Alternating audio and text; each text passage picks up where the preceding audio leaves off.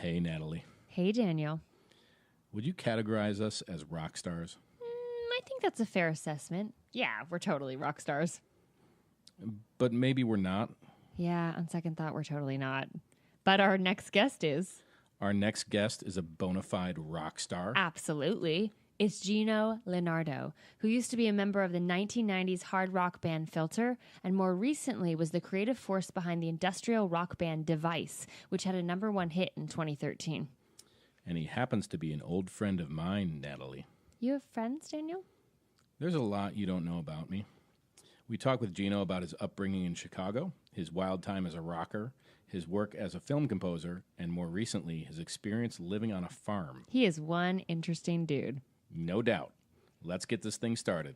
I'm Natalie Mitchell. And I'm Daniel Patinkin. And this is episode 3 of MAR VISTA.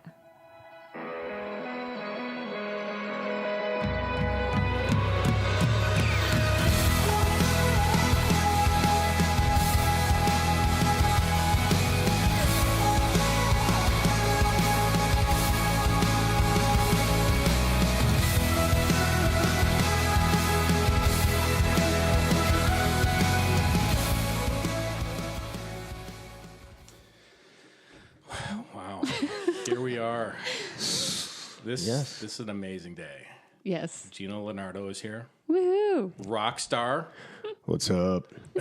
Film composer. Yep. What do you not do? Audio honestly? engineer. I don't know. I can cook. Farmer. Oh, wow. A man that can cook, too. Here we go. Geno and I go way back, like 15 years now. Yep. Probably haven't seen him in a long time. In 14. We go back 15 years. The next day, he told me to take a hike. Yeah. What, you guys grew up in Chicago, or?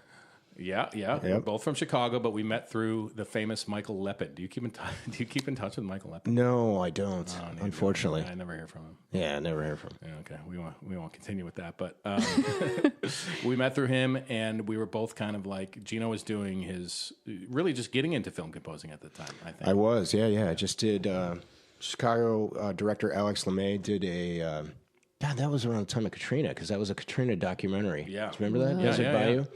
And that was the first full-length that I had scored. Wow. I had done other smaller things. How long does that take to do a full-length Oh, score? that took 2 years. Oh, wow. It's supposed to take 2 weeks. Yeah. He I mean, it's as long as writing a script. Well, a documentary is a strange beast because It changed. it changes, yeah, and basically they followed 2 families that were,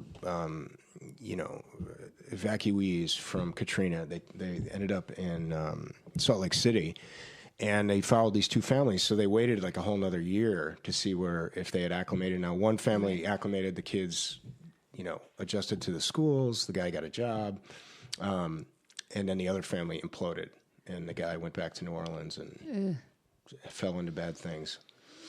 But Was that your first thing you? that was my first full Yeah. length, thing. I had done stuff for films before, but it was just like a song here and there or something. Yeah. So, Well, let's go back. So, Okay. from Chicago, Northwest Side, yep, Park Ridge. Park Ridge. Ridge. My brother lives out there now. He lives at like Major and Milwaukee or something. Really? Okay. I think it's not in Park Ridge, but it's not far. We were right off the expressway, like Yeah. I Cumberland. remember. I've been to your house. Yeah, that's right. Yeah. You were there. Yep. I saw where Geno slept as a child. And he had like dinosaur pajamas. And, Totally. Underoos kicking. so when did you first realize that you were going to get into music? Like at what age? It was late. I had gone to a boarding school in Indiana called La Lumiere, and it was in LaPorte, Indiana. And I was into football. I wanted to go and be a football guy, so I was like quarterback on the football team. Funny enough, Jim Gaffigan, the comedian, was on my team. Was he in your class or? No, he was. I think he was a year ahead of me. Mm-hmm. What position did he play? I played quarterback. No, you, but... Oh, he was my center. Oh, okay. So he passed you the ball He did. between his legs. Yes. I'm seeing the visual. Yeah. But it's funny because we played. The school was so small that you had to play offense and defense. Yeah. I was like a safety and a cornerback. Right. Whatever. It's like. Was it all boys boarding school? Is there a helmet for this kid? Put him in. Was it all boys? No, they switched it. My sophomore year, they made it co-ed, which was fantastic. Yeah, that changes things. Yeah, changes things a lot. So you were doing the football, but then you went. Didn't you transfer? I transferred. Yeah. Junior year, I went to the Chicago Academy for the Arts. I had a buddy who was an actor, Doug Spinuzza. Oh yeah, I remember Doug. Yeah, he's a good actor. Yeah. Doug said, "Hey, come to my school." So he gave me a collection of Sam Shepard plays. I think I did a monologue from Curse of the Starving Class. Yes. And I had to sing a song, so I sang Roxanne, Nice. like Eddie Murphy, God. standing on a desk. And, you have to go, and it's like this big audition. There's like 4 of the teachers, the heads of department, because they had, basically there was a dance department, theater, music, and visual art. And what happened is when I went in, you had to take this humanities course, they called it, where you had to do each of the other disciplines because I entered as an actor. Right. But then I took the music part of it, and I was like, this is amazing. Oh, wow. So I worked really hard at the music thing for 2 years, and the head of the department, Dr. Bruce Horst, wrote me an amazing letter of recommendation. I got into Berklee College of Music Oh my in God, Boston. that's the dream. Yeah. So I went there. Were you focused on guitar from day one, or? Yeah, because guitar, at Berklee, I studied piano. I didn't study guitar, but guitar, I'm basically a self-taught guitarist. Okay. But because it's the most easy to jump on. You start learning Wish You Were Here by Pink Floyd or something. And Stairway to Heaven. Yep. Still working on that one. Yeah. Guitar was like, very accessible. But when I got to Berklee, I to understand harmony, which is spelled left to right, I needed to spell the chords, and I studied piano because I wanted to learn the ranges of the instruments, Sure. and everything else, and my scales and my harmony and all that stuff they teach you in music college. Yeah. What do you do if you're Japanese? Goes right to left, left to right. Gotta learn to read backwards. Or Persian, like my girlfriend. Oh, that's true. They do right to left. Yeah. See, different. Yeah. I feel Or like a lot of composers. you can spell chords that way, but usually the chord is spelled by its root, which Okay. is the lowest note. So, and then they're built on these things called thirds, which is just an interval. My mother plays the guitar. I do not. So I've heard these You don't things. play guitar? I thought you did. I played piano. Oh, Piano, bass clarinet, and flute. wow. You must Bass have- clarinet. I played bass clarinet in the Really? jazz band. I was the only girl in elementary school my instrument was bigger than I was. So Okay.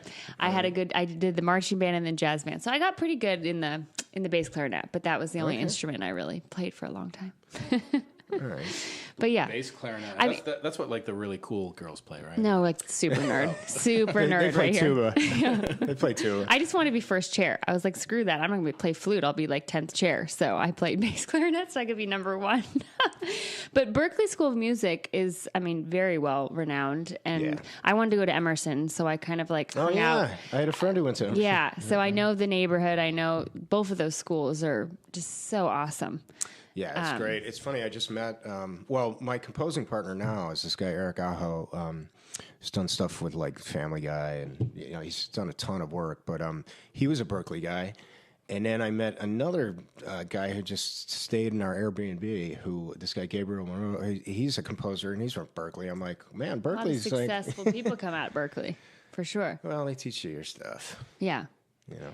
It's definitely a conservatory. Like it's. Yeah. It's more contemporary based. I wouldn't say conservatory in the sense like the New England Conservatory, which is right around the corner, is more classically driven. Whereas Berklee, when I went, was still and probably still is more of a jazz and contemporary thing. Although we have to study the traditional harmony and all. Right, but what I mean by that is that there's no Renaissance education. You're not taking classes in other disciplines. It's just music. No, I used to say, that's funny because I had a buddy who went to BU at the exact same time, and he's like in Kappa Sig, and he's having the whole college experience. Yeah. And I'm like in a trade school. Yeah, basically. You know, Yeah. there's no frats or sororities at Berklee.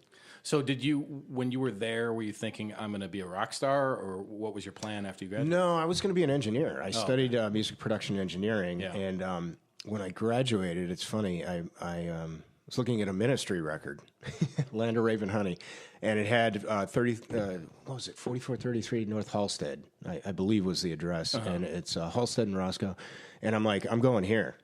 And my Ministry is, was like, is a 90s or 80s heavy metal band? Well, no, Ministry is one of the founders, previous and concurrent with Nine Inch Nails, of the industrial music scene. Right, okay. So, yeah, they were definitely one of the most seminal acts. And so that's what you were really into back then? Yeah. The industrial. You've always been into industrial, right? Yeah, basically. Like you are now, Yeah.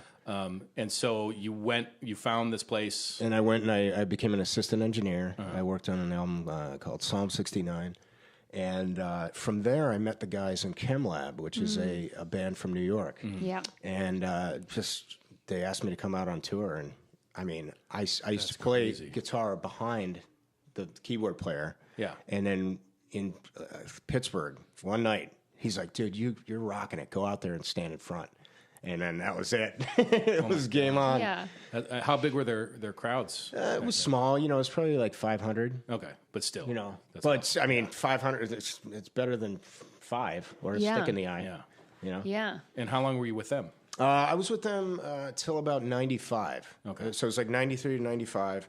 And then I came back to Trax, and it was at that time that Brian Leesgang, who's one of the founding members of Filter, he was hanging out at Trax. Everybody was like, Trax was like It was the like hub. a scene. Yeah. It's basically where house music was invented, too. Really? Yeah. Wow. Didn't know that. Yep. Guys like Vince Lawrence. And I mean, it was just this hub of musical activity. And so Brian was hanging out, and he was working on the original Filter stuff with Rich. And at the time, I think they only had like 4 songs, and he played me those 4. And Hey Man was in there, Hey Man, Nice Shot. And I was like, yeah, this is great. And then he said, well, I'm like producing this. I'm not really going to be in the band, and you've already toured so much with ChemLab. Maybe you and Rich should hook up and whatever. And then he's like, wait a second, this is going to be massive. So we both went out. Yeah. Like, we slapped the band together in June of 96. It just kind of came together. Right. Richie moved from Cleveland to Chicago. And Brian and I were already here, and he brought the bass player, Frank, and then we just started auditioning drummers. And we found Matt Walker 2 weeks literally before we hit the road. Oh, my God. Yep. June 17th, 1996. Kind of come together that way, though. Yeah. Especially the last pieces. The drummer was a hard thing to find. Good drummers are hard to find. Yeah.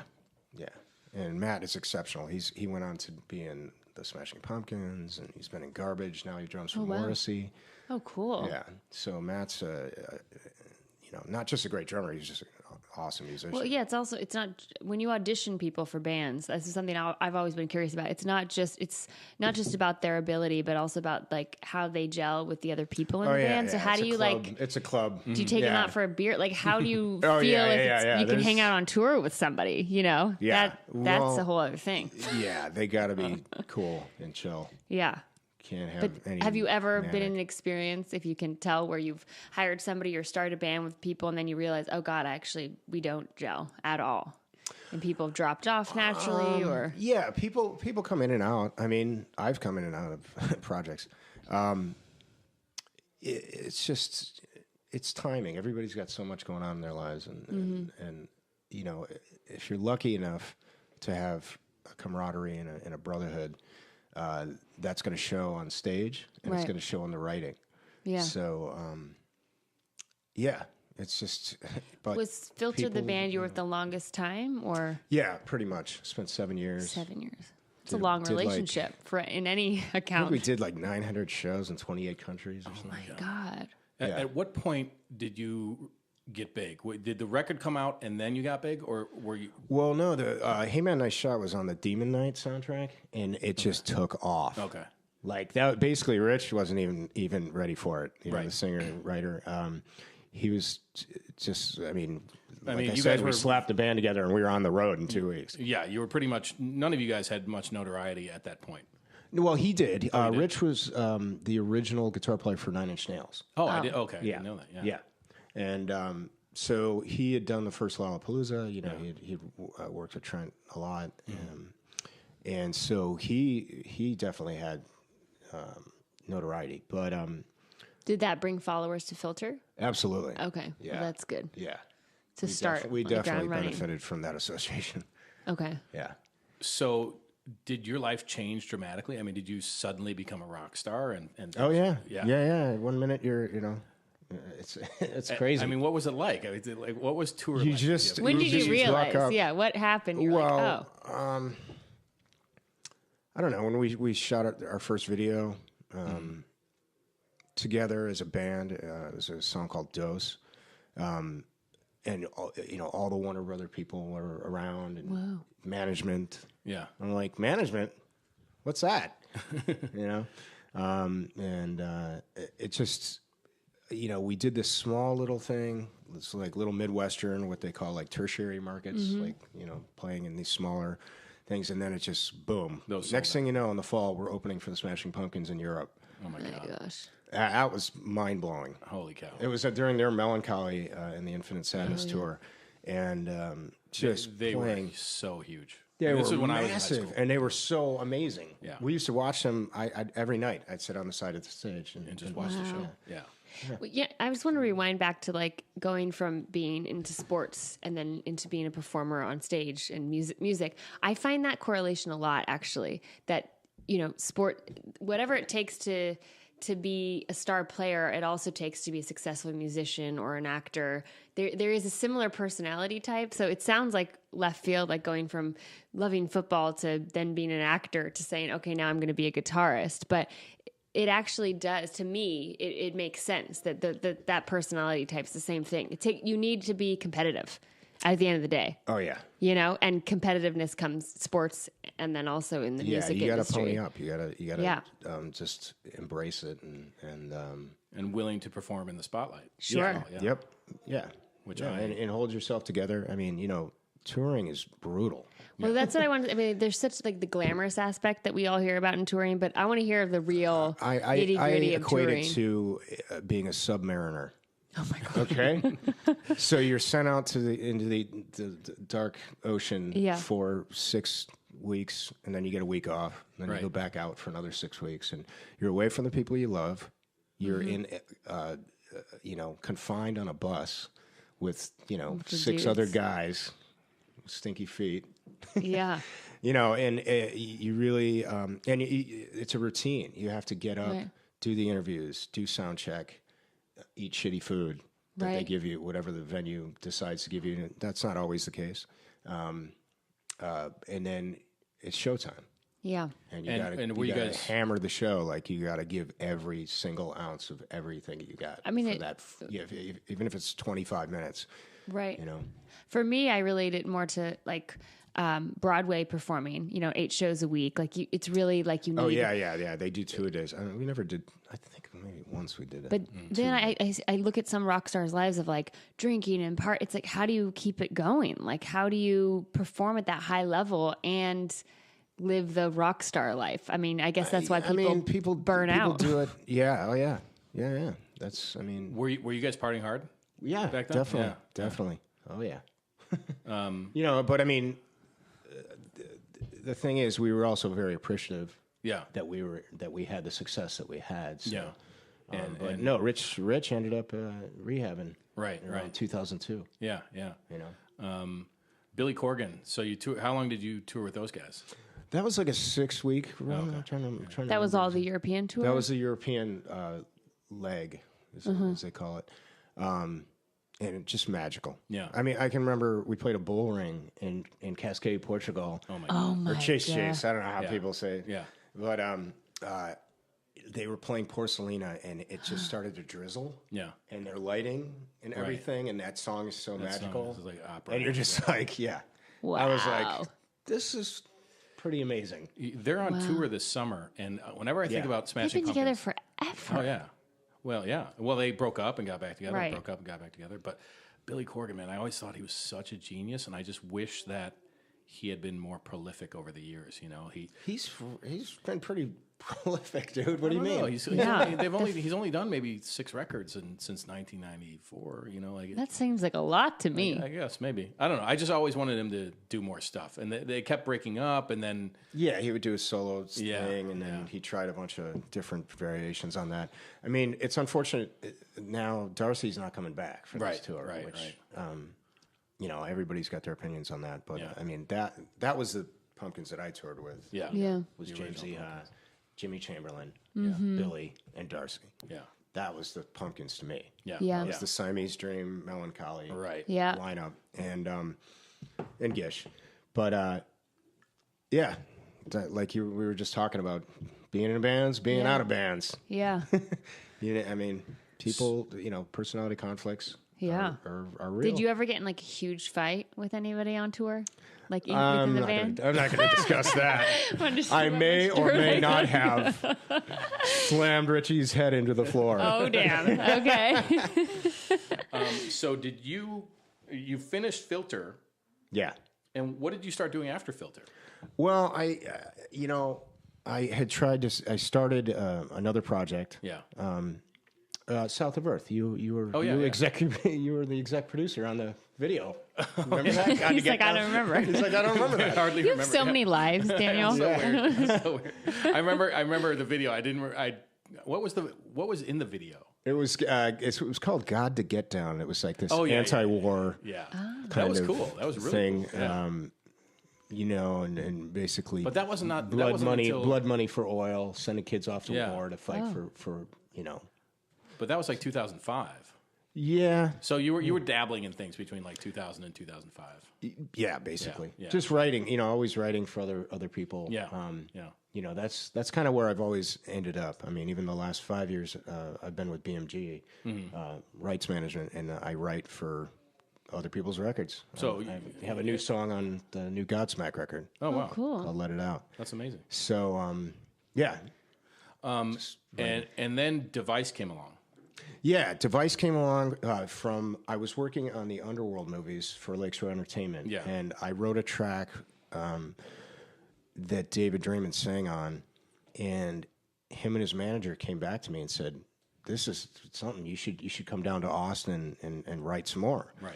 And that just turned into a record. And David Draymond is from Disturbed. Yeah. And that was huge. Yeah. We had a number one. Yeah, number one hit. Yeah. But I mean, he didn't tour on it that long. I was still doing my film stuff, and touring at that time just wasn't going to happen.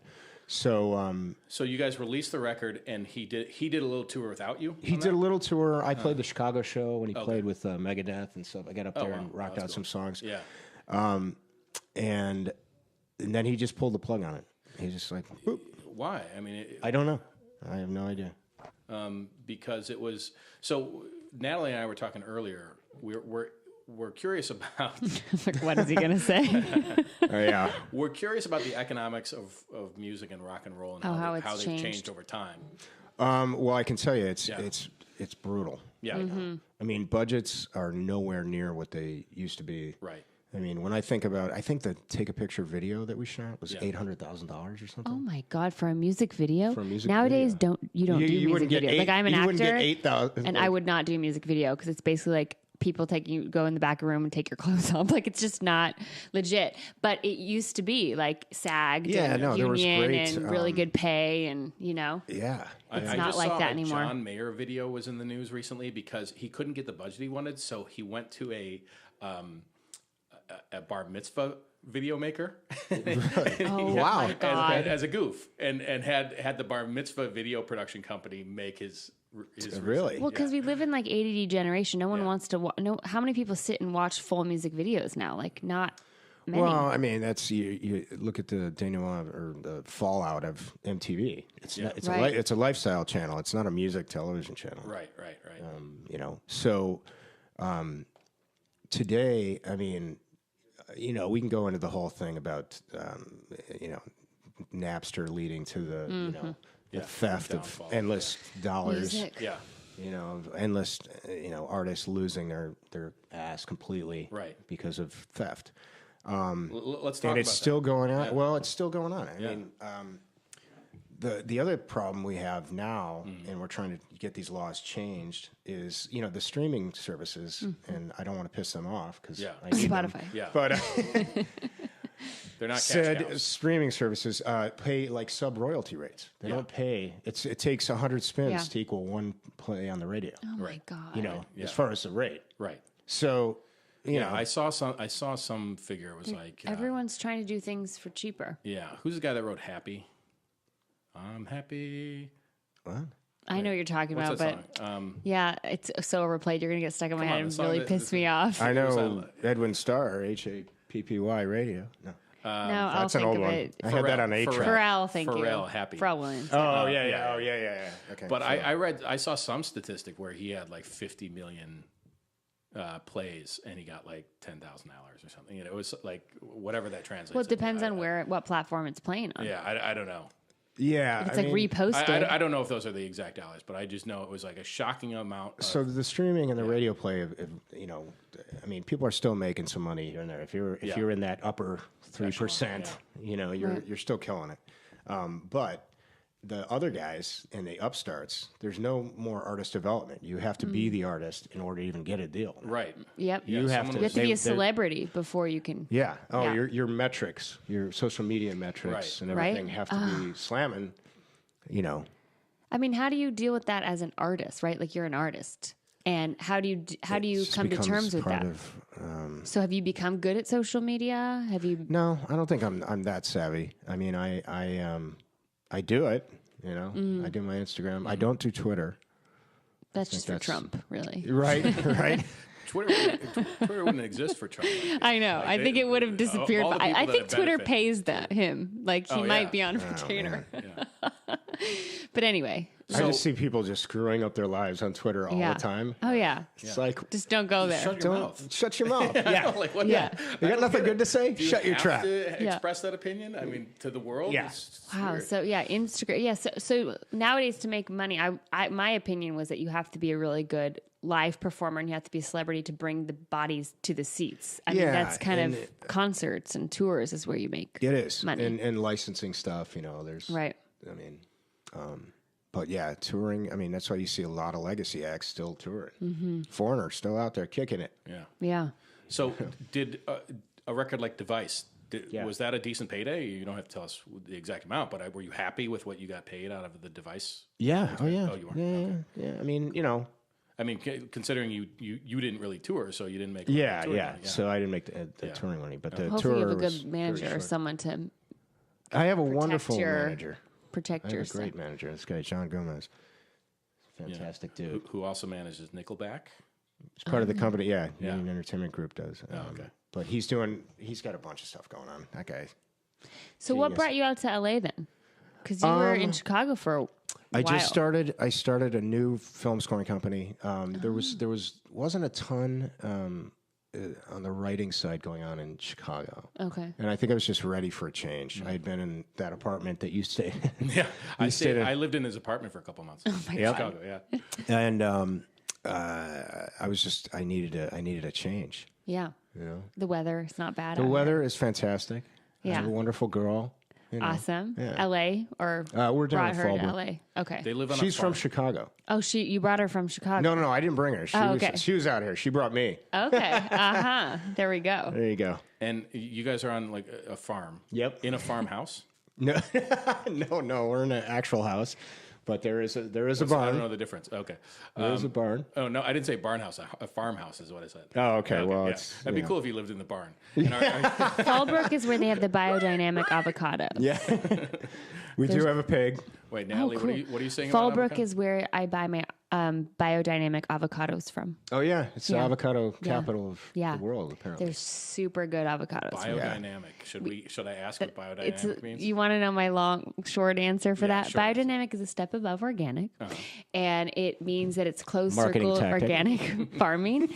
So everything has to come from one plot of land. So you can't like buy fertilizer here, blah blah blah. Anyway, Google it; it's super interesting. And all the harvesters are virgins.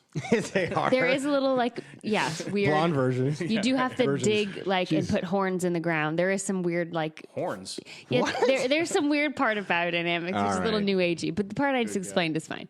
So anyway, Fallbrook. This could be the premise. For and do you have children? I have a son. Son, okay. And where does your son live? My son is going to school down in Fort Myers. Okay. Yeah. Cool. He's in college. Yep. How often do you get to see him then? Oh man, it's been a minute since I moved and this whole thing's gone on. So, but I try to see him as much as possible, like at least once a month. So, were you touring when he was little then? Yeah. Was that hard? Yes, it was very hard. Yeah. That was heartbreaking because I can never get those days back. Right. So that was tough. Because how many days of the year are you gone when you're touring? Well, I mean, generally speaking, they do them in like 6-week runs. Okay. So you get like 6 weeks, and then you take a couple weeks off, and then you're back out. But the thing with that is, if you have a successful single, or if things are really going well, you're going to do everything that they ask you to do. Right. So I mean, that could lead up to a year of being on the road. 14 months, 16 Would your months. son ever come visit you on tour, or He came to a couple shows. Yeah, that was interesting when he was a baby. like with big headphones? Put him in the back. Well, no, I had I think it was my guitar tech at the time, stayed with him on the bus during the set. Oh, okay. And he was in the back lounge watching Bear in the Big Blue House. Was that the show? Oh, yeah. Bear in the Big Blue House. Yeah. He was watching that, hanging out, chilling. That's awesome. My dad was up there playing really loud amplifiers. Yeah. That's cool. Yeah. Hey, Cleveland, you rock. Yeah. So I don't know how much more time we have, Daniel. We have plenty of time. Okay, good, because I really want to get more into these films, because I asked Daniel before the show, I go, what the hell is Sharknado 5? Because I need to know. I was like, and then I looked I'm at, actually working on Sharknado 6 but listen, right now. I looked Are you at really? the poster of it, and I was like, the poster literally looks like Armageddon met like, I don't know. I don't. Oh yeah, from yeah. Look, I have no idea what there's it's about. sharks in a tornado. Yeah. Oh, So the newest one, now they're time traveling in the how is newest there one. 6 of these? 6? They're cult hits. time traveling It's now? unbelievable. They Yeah, ti- they're the time sharks- traveling. Yeah, Wait, there's did going to the be sharks Sharknadoes in speak? like the Revolutionary War. That's brilliant. Right? Isn't it? It's so Natalie. The whole premise is it's so stupid. Literally, they're like, whoever came up with this, like, we're going to put sharks His name's in a tornado. Anthony Ferrante. Yeah, he's Anthony the director. Ferrante, he's a genius. Yep. And the slogan for the first movie is "Enough said." Like it's like Sharknado, enough said. Right. Yep. So the whole movie's about how to get through the Sharknado, or yeah, what? they have like surviving sharks coming out of the sky. What? Yeah. Oh my god! I mean, It's I love hilarious. like Twister. Oh And yeah, all those. they have chainsaw. The main dude's got like this chainsaw. He chainsaws them up. Oh my god! Yeah. Like shark meat just You're everywhere. battling. Yeah. Oh yeah. Gory, Oh, I gotta gory. watch this tonight. At But the- they Hopefully, have it's on Netflix. They have like a lot of stars, like make these cameos in there, and then Yeah. they get eaten. Is Keanu Yeah. Reeves in one of them? No. Oh darn! But that some would be a big good stars, combo. like they had the 90210. I would folks. believe me. I'd prefer to be doing John Wick films, but Yeah, Yeah. yeah, yeah. No. you take the work you can get. Hey, We'll work talk is about work. the I other just ones, was curious about that. Don't I'm leave Sharknado familiar with for the 1 other second. ones, so had to ask what Sharknado was. Who's gonna be in Sharknado 6? Who are the big names? It's Tara Reid. Is still Tara in it, Reid's but- still yeah, but I don't know. amazing. I don't know who. I've only talked with him about specific scenes. Oh, okay. So I don't know the whole Yeah. thing. I'm sure. Do you have the can- big can climactic Google it. moments? Yeah. Is that what you're? Go to IMDb and I got the internet off because we have. Oh, okay, cool. So how does that conversation go? Like this scene's about this, and then I mean that to me sounds very interesting. Like the creative process of hearing from a director what he wants out of the music, and are some directors better at articulating what they want, or do Yeah. they give you full reign? Like do whatever you want in this scene. It's different every time. Do you, I is can't this tell you. scene There's is it no- usually already shot? Like is this all done in Yeah. post, so you can actually visually Except watch for like it? that documentary, they were still shooting stuff, and the guy was just asking me for, Right. Can you do church bells with taiko drums? And I'm like, yeah, sure. Right. He just never say no. He's just like, yes. What was the most artistically collaborative process? Which film thus far? Oh, I don't know. They've all Different. been. Yeah. What's your favorite film that you were part of? Gosh, you really put me on the spot here. some- Underworld Awakening was probably really Yeah. satisfying. I got to work with Lacey from Flyleaf on the song, and then we shot the video together, and that was freaking awesome. That's so cool. So yeah, that was pretty great. And Geno works with our mutual friend Will Wallace, who I know through Geno. Yeah. And Will's amazing. Will's getting a plug here. He's a producer and director. Yep. And he does a bunch of kind of low budget $5 million film type stuff, I think. Yeah. Yeah. Weird that that's low budget, but it is. Yeah. I'm actually working on one of his. He's an executive producer. He didn't direct it. This guy George Bennett is directing, and it's called Faz. FAZ. Yep. Okay. Fat ass zombies. Oh my god, love it. That's awesome. Like, so it's about fat zombies. Well, basically, yes and no. This director, it's funny because the film's about a failed kind of a wannabe director. Oh, okay. And so this town gets infected with and all the people are zombies. He's like, I'm going to use actual zombies for my film, but they can't act because they're zombies. Right. Oh my god, that's awesome. Just, it's Shaun of the Dead kind of. Oh, that's cool. Thing, kind of humor, zombie comedy. So how does someone? So your new company is a film scoring, film composing company. Yes. And do you guys go after business? I mean, how do they come after you? Yeah. We have to. No, we hit the bricks. Okay. Even like agents, I found out in the film scoring world, don't get you gigs. They just negotiate the contracts. Right. So you have to hustle and get your own stuff.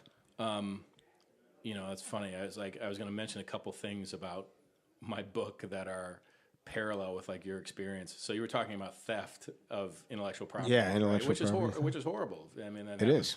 It's real theft. People don't see it like musicians get it the worst, right?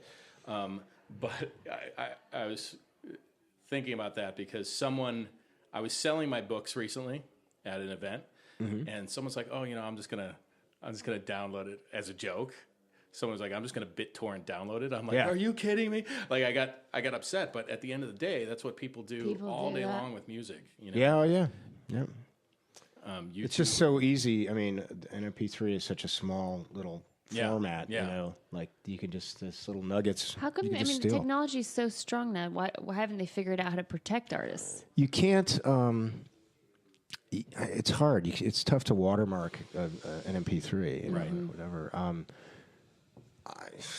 I don't know. I mean, you would think with all the technology that we could. There's only so many chord progressions that are possible. So, have you ever heard a song gone? I think they stole that riff or something. And then how do you deal with that? I have to be. Do you sue people? I mean, have you ever been on the other side of a lawsuit? I mean, no.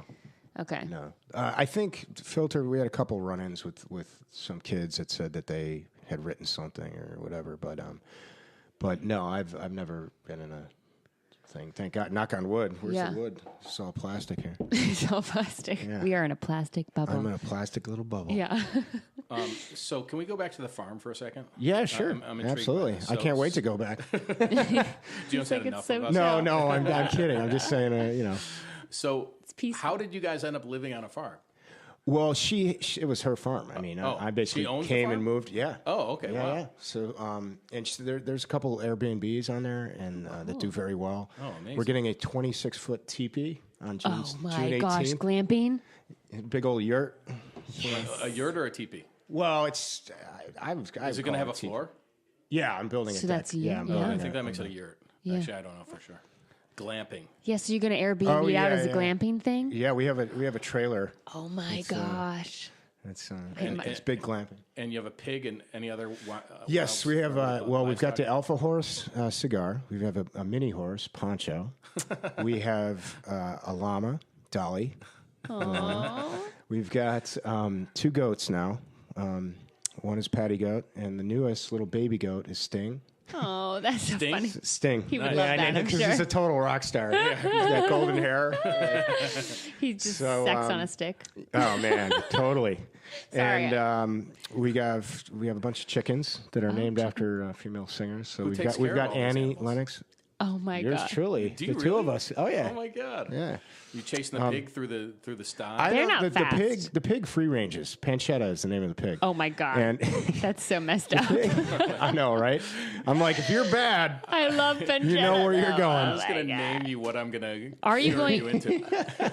Do you eat animals? Is that something that you? I eat steak. She does not. Okay, so that's all you eat is steak. not No, pigs I or eat chicken. chicken. So are the chickens raised for their eggs? Are they just pets, yes. or are you Yep, going to they eat give them us eventually? amazing eggs. Okay, I know. Yeah. They're like real yellow in the middle. They're amazing. I love farm fresh eggs. Yeah. Like, ugh. So, yeah. Yeah, my We've father-in-law got owns 4, a and farm. then we just got 2 little chicks, but they're not the little tiny chicks. They're Yeah. the medium. We got Medium the medium ones. All right. So, and they're already growing so big, and it's only been like a month. Wow. I just can't get over the pig name Pangetta. Yeah. Well, the chickens, we've got May, that's after her grandmother, but we also have Annie, for Annie Lennox. Lennox. We've got Kate Bush, which is the black Okay. chicken. That's so funny. Old Leonardo Yep. had a farm. And Exactly. and do you find a lot of your creativity in writing on the farm? Like, do you have like a good space there? I have that a you can great do your space. I work? built a custom studio with a little awesome. custom desk and everything. Pulled out the saws. I'm getting all. We should have gone down domesticated. there to record this podcast. Yeah. Yeah, you're getting very You're domesticated. welcome. Natalie, we're going to have to go glamp. Yes. Glamping, yes. I really We're want to gonna go. go glamp on the farm. It's funny. I've been trying to get I'm a huge like outdoor. I grew up in NorCal, like camping, backpacking, like. But my husband's like super city boy, and it's like so annoying. So that's the only way I think I could get him to like go camping. You can is look it up. It's glamping. Equinox Farms. Yeah, So I'm gonna you look can- it you up. can look it up. EquinoxFarms.com? Yeah, because honestly, it's like getting out there, like living in a city for me. Like I have to get outside at least, or out of the city at least once a week, or I go crazy. So So we've plugged Equinox Farms. How do we plug your composer? Production composing. It's Janice/official.com. Janus/official. official. JANUS Yep. dash Yeah. official.com. Yep. okay, And how much you charge for a consultation, for or the how next does it work? Hunger Games? Next Hunger Games. We'll talk, Dan. He's gonna own the whole town. Yeah. Right.